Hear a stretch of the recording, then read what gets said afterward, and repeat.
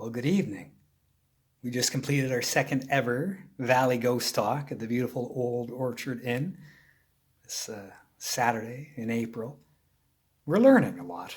I've never been this prepared going into a Valley Ghost Walk season. I cherish every opportunity I have to share the local tales of the area. We had a modest crowd of 8, then dwindled down to 6. Only the strong survive. They don't know what they were missing. I talk about Ester Clark Wright, one of Atlantic Canada's most renowned historians. She lived for 95 years. 5 of those she taught sociology at Acadia University in the 1940s.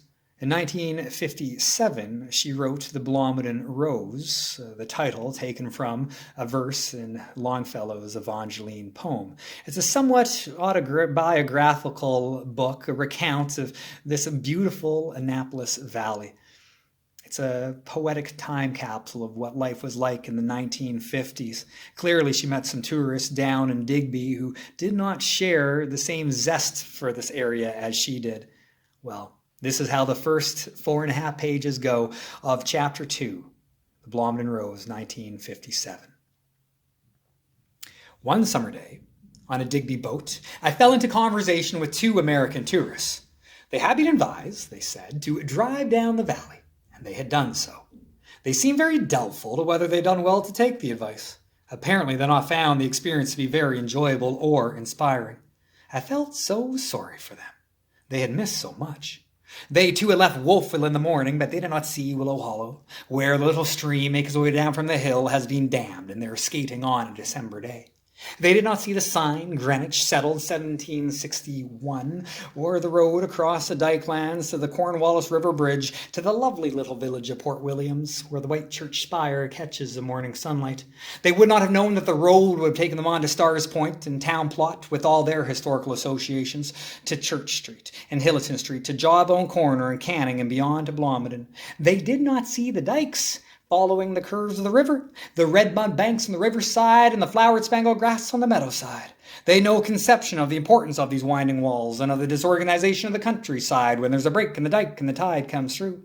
They did not know the Connecticut name still borne by the residents, descendants of the planters in 1760, and they would not have seen the inconspicuous road on the left, passing the Greenwich School, going up the hill, giving gorgeous views of the Cornwallis and its windings and its dikes, of the Gaspereau and the Black Rivers, and of the dams thrown across each. And chances are they didn't see the deep hollow either, nor take its tortuous course of the hills so brilliant in autumn to the little village of White Rock, with its steep descent down to the bridge across the Gaspereau and the even steeper climb to the myriad of communities of South Mountain and beyond.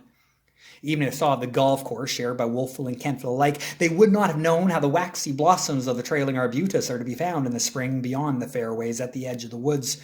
The ribbon development of New Minas they might have noticed, but did they see the Dominion Experimental Farm with its fine gardens, its tree nurseries, its grass plots, and its picnic areas, and did they see the lovely rock garden on the slope opposite the farm's entrance? Even if they saw the sign of the New Ross Road, they would not have known that it would have taken them down the hills and far away to the German settlements of Lunenburg County, down the hills to Chester Basin and the shores of Mahone Bay. They would not have marked the site of the old Chipman House, and they would not have known how the Redstone Hotel now occupies the site of the old Webster House, whose owner fostered the development of that county town and who laid the square, now the shopping district. They would not have known that the road past the hotel would have shown them the courthouse, taken them across a much diminished Cornwallis, up the hill past the Nova Scotia Sanatorium, and to Camp Aldershot, where many a detachment awaited safe convoy in the Halifax harbour during the war.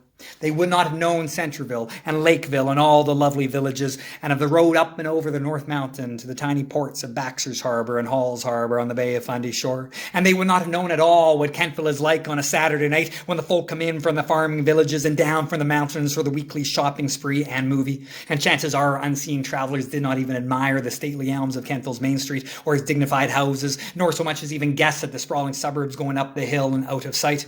They would not have known how Kentville had made history by electing a woman mayor and, finding that her charm was backed by administrative ability, electing her again and again.